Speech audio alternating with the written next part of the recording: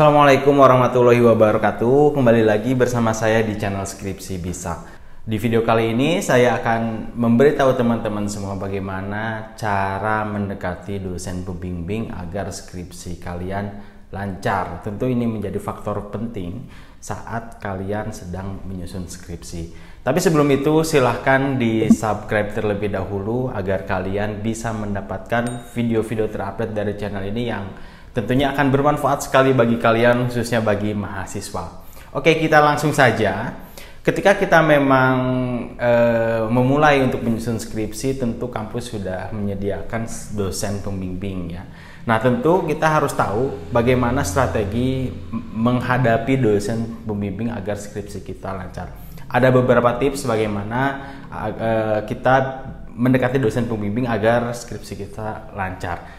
Tips yang pertama adalah kenali. Nah, tentu ini hal yang dasar dan harus kalian ketahui. Kenali dosen pembimbing kalian. Biasanya di setiap kampus ada yang memang bisa memilih dosen pembimbing sendiri-sendiri. Mahasiswa bisa memilih dosen pembimbing. Mungkin itu tidak ada plusnya. Plusnya adalah kita kenal dan kita bisa memilih dosen pembimbing yang kita harapkan. Yang kedua, ada juga yang sudah disediakan kampus, jadi mahasiswa tidak bisa atau tidak ada kesempatan untuk memilih dosen pembimbing. Pihak kampus sudah menetapkan bahwa dosen pembimbing kita adalah A, dosen pembimbing kita adalah Bapak B. Nah, ini tentu ada baik dan buruknya juga. Kalau misalnya kita ditentukan oleh kampus dosen pembimbing kita, tentu kita harus mengenali dosen pembimbing. Karakternya seperti apa, bagaimana cara dia mengajar, kita harus cari tahu dulu agar kita bisa tahu nanti harus seperti apa saat menghadapi dosen pembimbing kita. Kalau misalnya kita tidak tahu sebelumnya, sama sekali belum pernah ketemu di kelas, belum pernah menyapa dan lain sebagainya, tentu ketika mendapatkan dosen pembimbing yang sama sekali kita tidak tahu, hal yang harus dilakukan adalah tanya kepada mahasiswa yang pernah diajar oleh beliau. Nah, itu cara mudah mengetahui dosen atau mengenali dosen pembimbing kita. Atau bisa memang cari di profilnya di internet, di Google Scholar, di Instagramnya, di Facebooknya, di media sosialnya, bisa kalian cari tahu terlebih dahulu. Nah, tentu ketika sudah mengenalinya nanti teman-teman bisa menghubunginya. Oke, kemudian yang kedua, tips yang kedua adalah kesan. Nah, ini adalah hal yang terpenting.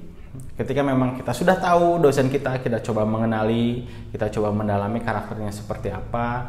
Tentu hal yang kedua adalah memberikan satu kesan. Nah, biasanya di awal kita memperkenalkan diri, menghubungi dosen terlebih dahulu, atau kadang juga dosen menghubungi mahasiswa bimbingannya. Kalau misalnya dosen tidak menghubungi mahasiswa bimbingannya, kita bisa memperkenalkan diri bahwa kita ini adalah mahasiswa bimbingan dosen yang bersangkutan. Nah, tapi terkadang cara komunikasi ini yang harus diperbaiki. Cara komunikasinya harus bagus, harus bisa berkesan baik tentunya. Tidak hanya itu, tetapi juga saat pertama ketemu kita harus menunjukkan satu kesan yang baik ya. Misalnya dari mulai berpakaian sopan, kemudian tidak telat ya, disiplin, dan lain sebagainya. Berikan kesan baik kepada dosen pembimbing kalian. Kemudian yang ketiga adalah komunikasi. Nah, ini hal yang terpenting ya. Kalau misalnya kita sudah tahu dosen pembimbing kita sudah memperkenalkan diri, dosen pun sudah tahu kita. Hal yang terpenting lainnya adalah komunikasi. Komunikasi ini banyak bentuknya, mulai dari bisa komunikasi langsung atau melalui text message ya, atau email. Nah, ini tentu cara berkomunikasi, cara menghubungi dosen pun harus kita ketahui etikanya seperti apa. Teman-teman jika ingin tahu cara menghubungi dosen dengan baik, silahkan klik video di atas. Nah, komunikasi. Nah, kalau misalnya dosen telat balas atau misalnya jarang balas, jangan khawatir, jangan terburu-buru mengkonfirmasi atau jangan buru-buru menelpon. Bisa jadi dosen sedang ada kesibukan lain yang suatu saat nanti akan dibalas ya. Nah, ada etika juga, ada strategi bagaimana kalau misalnya dosen belum sempat membalas pesan kita di video tadi ya, teman-teman bisa saksikan.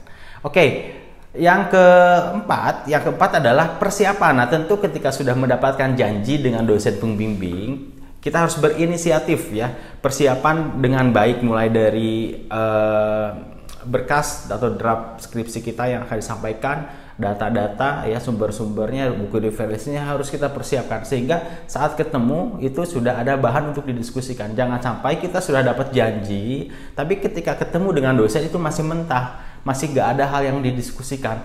Itu biasanya akan menghancurkan mood dosen ya, dan kalian pun menghilangkan kesempatan saat ketemu dosen pembimbing, apalagi dosen pembimbingnya sulit ditemui. Makanya persiapkan dengan baik, mulai dari bahan-bahan yang akan didiskusikan, draft skripsi yang akan dikonsultasikan, pertanyaan-pertanyaannya sudah disiapkan apa saja.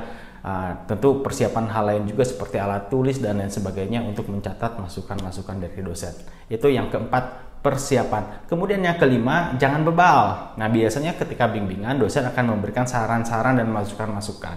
Nah, kita jangan terkesan bebal dan tidak mau diatur ya. Nah, ini perlu penghargaan kepada dosen saat memberikan masukan meskipun kita berbeda pendapat ya.